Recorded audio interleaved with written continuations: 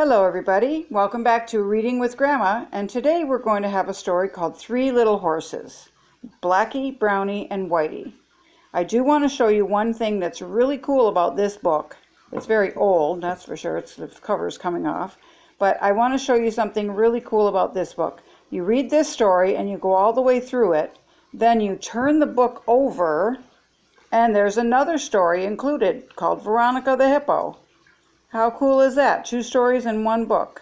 So we're going to start today with Three Little Horsies, Blackie, Brownie, and Whitey.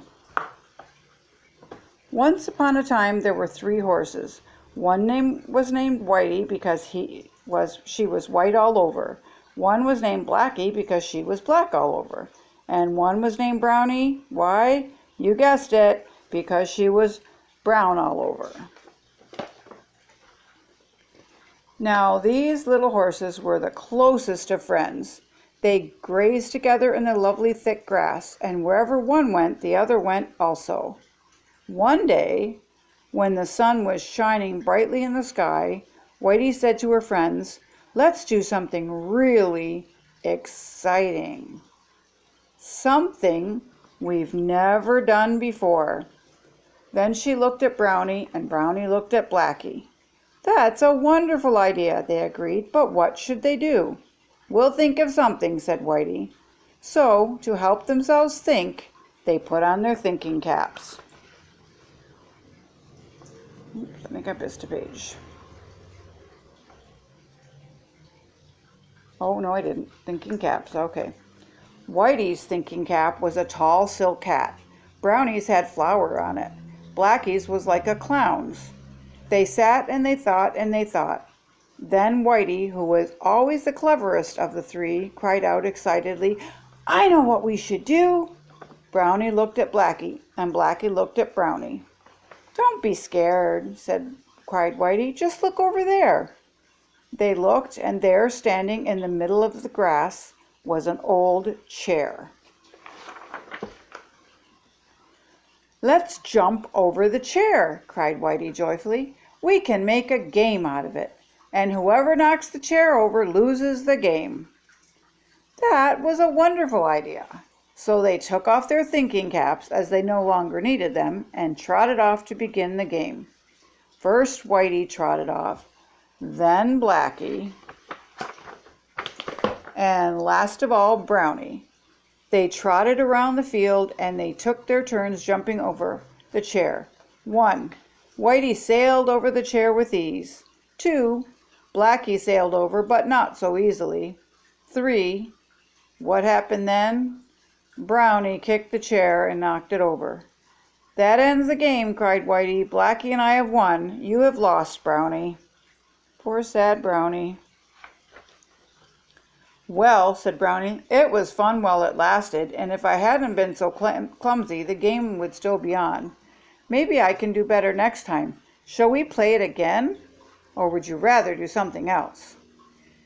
They tried to think of something else, but couldn't because they were not wearing the thinking caps. Suddenly they heard sounds of laughter. "Ha ha ha ha! Ho ho ho ho!" Whitey looked at Brownie. Brownie looked at Blackie. "Did you laugh?" each one asked the other. "Not I," said Whitey. "Not I," said Blackie. "Not I," said Brownie. The 3 little horses were puzzled. Whitey, Blackie, and Brownie looked around to see where the sound could have come from. Could it have been up that tree? It was a rather unusual tree, for it had a little trap door high up in its trunk. But could a tree laugh, they wondered? There's the trap door right there. Ha ha ha! There was no doubt about it now. The laughter was coming from the tree. What a strange thing! It frightened the 3 little horses, and they dashed away. When they had gone a safe distance, they stood still, their hearts beating fast, and took another look at the tree. Meanwhile, the tree was still shaking with laughter, its branches rustling as though a wind were blowing through them. Suddenly the trap door opened, and a man's face could be seen. The man was an artist, and his name was Peter. He loved the 3 little horses and wanted to make friends with them. He knew, though, that they were not used to people, so he had dressed himself up in a tree suit in order not to frighten them. Now he called to them, "Please don't run away." But at this the three little horses grew even more frightened. Now the laughing tree had turned into a tree man. Peter tried to calm them. "See, there is nothing to be afraid of." And he took off his tree suit. Then, speaking softly all the while, he went over them and began stroking them. They understood then that he was their friend, and rubbed their noses against him. "I am so happy I found you," Peter told the three little horses. "We shall have good times together, you'll see, and I shall not let any harm come to you." Suddenly Peter saw the overturned chair. He stood it right side up and then climbed up onto it. "Oh," he cried, "what a beautiful sight!" The three little horses wanted to have a look too, so one by one they got up onto the chair. "Oh, look!" cried Whitey. "Look! It's a real town," she said, "with streets and houses and people." "Oh, let's go down there," cried Whitey. Blackie looked a little doubtful. "Do you really think it would be all right?" she asked. "Perhaps we'd better stay here. There are people down there, you know, and they might not be too kind to us. What do you think, Brownie?" "Let's ask our friend Peter," said Brownie. "He'll give us good advice." "That's a fine idea," the others agreed. By this time Peter was sound asleep in the soft grass, for he had been drawing pictures all morning and he felt tired. Suddenly he found himself sitting bolt upright. The three little horses had poked him in the ribs. "We did not mean to frighten you," said Whitey. "We only wanted to ask you a question. Would the people in the town below be unkind to us if we paid them a visit?" "Of course not, my dear little horses," said Peter. Then he laughed. "Whatever gave you that idea? But if you are afraid to go by yourselves, I shall go with you." Suddenly Peter remembered that the sign in the butcher shop that said, "We sell horse meat." It wouldn't do at all for his three little friends to be captured. "I'll dress you up so you won't look like horses," he told them. "Wait here and I'll be right back." Can anybody imagine eating horse meat? Leave me a comment below what you think about that one. Then Peter went down to the Fin Fun store on the main street. There Peter bought what he wanted. He had everything placed in 3 large bundles and then hurried back to his little friends. He had a wonderful surprise for all 3 little horses, as you shall see. They were to visit the town dressed up as princesses. Here they are in the costumes that Peter bought for them. This is Whitey. This is Brownie. And here is Blackie. Dressing the 3 little horses was hard work and took time, but when Peter had finished, one would have to look closely to see that these 3 little horses, for they had masks over their faces, and only their eyes could be seen. Then Peter taught them how to walk on their hind legs, for now they were princesses and must walk on 2 legs instead of 4. Whitey and Blackie learned quickly, but Brownie was a little more awkward. "Let's not go into the town after all," Brownie said in despair. But Peter would not hear of this. "Come, my dear," he said patiently, "let's try once more." And at last Brownie was able to walk on her hind legs as well. Meanwhile, Peter too had dressed up.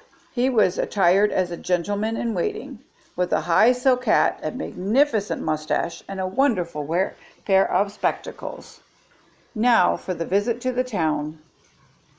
It was noon when Peter and the 3 little horses reached the town. As they approached the square, the heavy clock in the tower began striking the hours. Peter noticed that a stout little man, neatly dressed in black, was walking back and forth in the center of the square. Other men dressed just like him were standing together in a group, and behind them the streets were lined with people waving flags. Just then the little man approached Peter, bowed deeply from the waist, and said, "Are these the princesses? I am the mayor, and I have been waiting all morning to greet them." Uh-oh. They're not really princesses. What's going to happen? What sort of person was this mayor? The three little horses wondered. Would he be unfriendly? The mayor spoke again. We went down to the station to meet the princesses, and now, to my surprise, I find them here. Yes, yes, said Peter quickly. Princesses do not always act like ordinary people. That's why they are princesses. Peter had guessed correctly, as no doubt you have, that the mayor and the townspeople were waiting for 3 real princesses, who, for some reason or another, had not arrived. What was to be done now? In a flash, Peter had the answer. His dear little horses must pretend to be the real 3 princesses. Meanwhile, the town councilors, in white gloves and high silk hats, stood by and bowed deeply from the waist as the mayor introduced them. Then the 3 princesses and Peter were escorted to the finest car in town. We shall take you on a short tour, the mayor announced. Naturally, it isn't easy for little horses to step into a car, but with Peter's help and an encouraging word whispered in their ears, Whitey, Blackie, and Brownie managed to seat themselves in the back while Peter and the mayor took seats facing them. People along the route waved their hats, caps, flags, and handkerchiefs as they shouted, "Long live the princesses! Long live the princesses!" Newspaper photographers and movie cameramen took pictures of the big event. After the tour, the visitors were driven to the town hall, where the princesses took their places on the mayor's balcony to watch a wonderful parade. First came a group of schoolchildren carrying flags and banners. Then came the mayor's band playing a lively march. The 3 little horses were delighted, but that was only a small part of the parade, as you shall see. After the band came a number of decorated floats. There were also clowns, of course. Some boys and girls came dressed as their favorite storybook characters, such as Hansel and Gretel and Little Red Riding Hood. But who is that at the very end? It was a messenger who seemed to be in a very great hurry. When the messenger reached the town square, he started running down the red carpet in front of the balcony, where the princesses, the mayor, and all the other important people of the town were watching the parade. "No, no," cried the guards, "you are not allowed to walk on that." "I must get this to the mayor," shouted the messenger, but the guards barred his way. The messenger grew very angry. "You must let me pass," he shouted all the louder. "I have an urgent telegram for the mayor." Meanwhile, the mayor had stepped down from the balcony to see what all the disturbance was about. "Must you make such a scene?" he asked angrily, "and on such a special occasion?" Without another word, the messenger handed the telegram to the mayor. "Why, it is a royal telegram!" exclaimed the mayor. Quickly he opened it and read. He stared at it for a moment, then turned angrily to Peter. The message said, "From the Queen's palace, Dear Mayor, the princesses have a cold. Coming tomorrow, the Queen." He looked at Peter angrily. "Read that," he commanded. Peter knew something terrible was about to happen. And it did.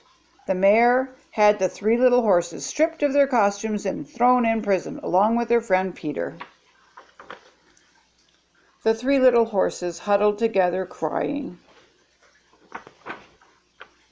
The following morning, the real princesses reached the town, and the mayor met them at the station. They were driven to the town hall in the same red car that had been used the day before. When they had been seated on the great royal chairs, the mayor told them the story of the 3 little horses. He ended up by saying, "And now they are locked up in prison." Upon hearing this, the 3 little princesses became very upset, for they were very fond of horses. "Your Honor, you must not do that," they told the mayor. "Little horses cannot live shut up in prison. Besides, it was not their fault." It was their friend Peter who dressed them up, and he did it only because he wanted to help them. Actually, you are the one at fault, for you should have seen at once that they were really little horses. Yes, said the mayor, you are right. And soon afterwards the 3 little horses were set free. What darlings! Exclaimed the princesses. And instead of making a tour of the town, they insisted on playing with Blackie, Whitey, and Brownie. That evening, when it was time for the 3 princesses to go back on the royal train to the royal palace, where they would sleep in their own royal little beds, they did not want to leave their 3 new friends, so they took their horses home with them.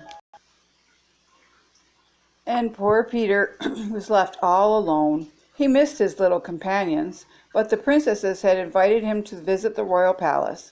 Someday he would see Whitey, Blackie, and Brownie again. The end. That was a very happy little story. A little sad to begin with, but then it got happy again. So next week we will flip the book over and we'll read Veronica.